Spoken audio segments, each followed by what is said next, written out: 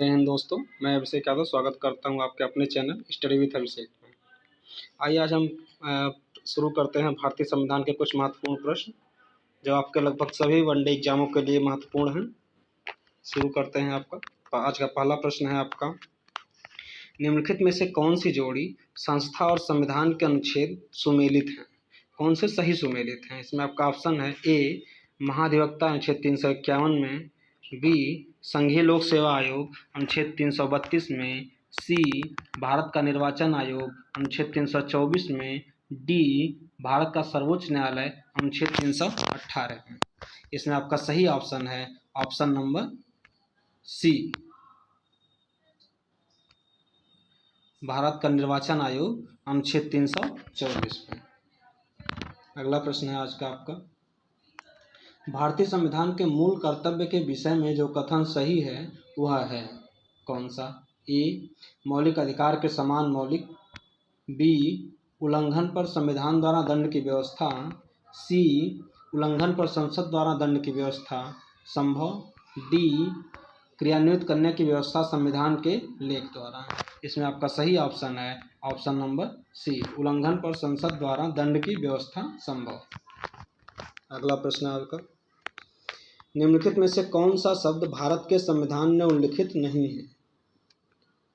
आपके ऑप्शन हैं ए budget, B विनियोग विधेयक, सी वार्षिक वित्तीय विवरण, डी भारत की संचित निधि।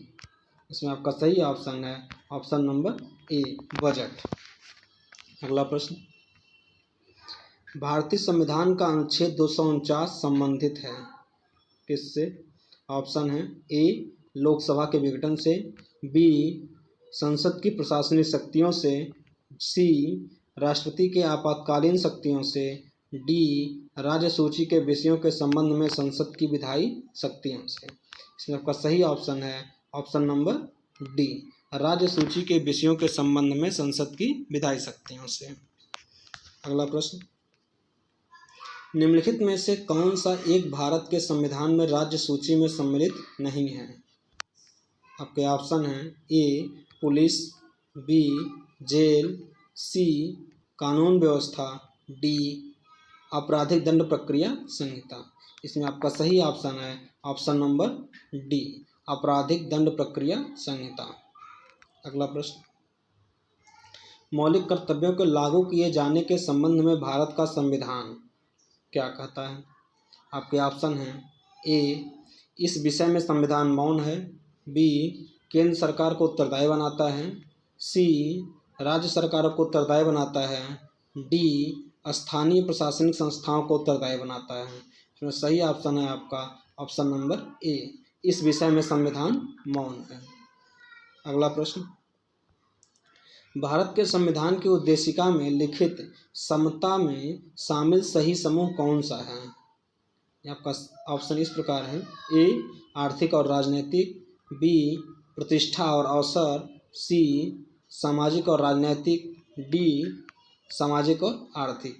इसमें आपका सही ऑप्शन है ऑप्शन नंबर बी, प्रतिष्ठा और अवसर। अगला प्रश्न आपका, समान कार्य के लिए समान वेतन भारत के संविधान में सुनिश्चित किया गया है, एक क्या चीज़ है ये? आपके ऑप्शन इस प्रकार हैं, मौलिक कर्तव्य है, बी आर्थिक अधिकार है, सी राज्य के नीति निर्देशक सिद्धांतों का अंग है, या डी मौलिक अधिकार है। इनमें से क्या है? इसमें आपका सही ऑप्शन है जो ऑप्शन नंबर सी, राज्य के नीति निर्देशक सिद्धांतों का अंग है। यानी कहा गया है कि जो समान कार्य के लिए समान वेतन का जो प्रावधान है वो आपका क्या चीज़ है? तो आपके राज्य के नीति निर्देशक सिद्धांतों का एक अंग है वो।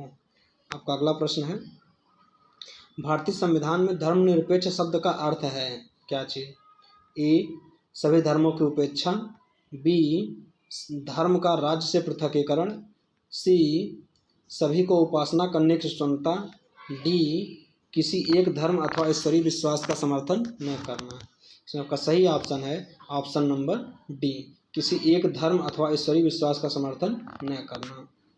अगला प्रश्न, संविधान के किस अनुच्छेद में कहा गया है कि प्रत्येक राज्य के लिए एक राज्यपाल होगा?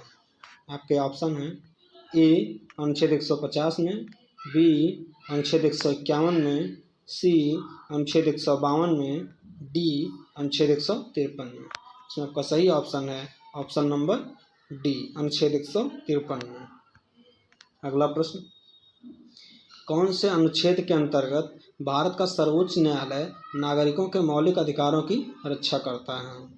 आपके ऑप्शन हैं ए अनुच्छेद 74, बी अनुच्छेद 61, सी अनुच्छेद 54, डी अनुच्छेद 32। इसमें आपका सही ऑप्शन है ऑप्शन नंबर डी अनुच्छेद 32। अगला प्रश्न देखते हैं, भारतीय संविधान के किन अनुच्छेदों में राज्य के नीति निर्देशक तत्वों का उल्लेख है?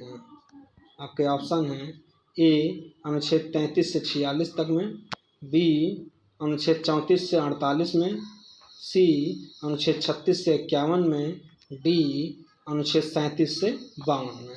इसमें आपका सही ऑप्शन है ऑप्शन नंबर सी अनुच्छेद 36 से 51 में।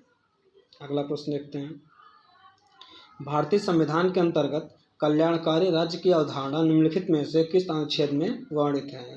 इसमें आपका ऑप्शन है ए अनुच्छेद 31 में, बी अनुच्छेद 39 में, सी अनुच्छेद 49 में, डी अनुच्छेद 51 में। इसमें आपका सही ऑप्शन है ऑप्शन नंबर बी अनुच्छेद 39 में।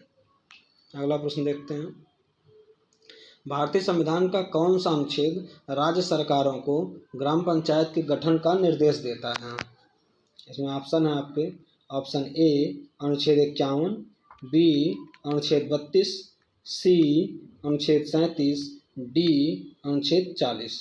इसमें आपका सही ऑप्शन है ऑप्शन नंबर डी अनुच्छेद 40।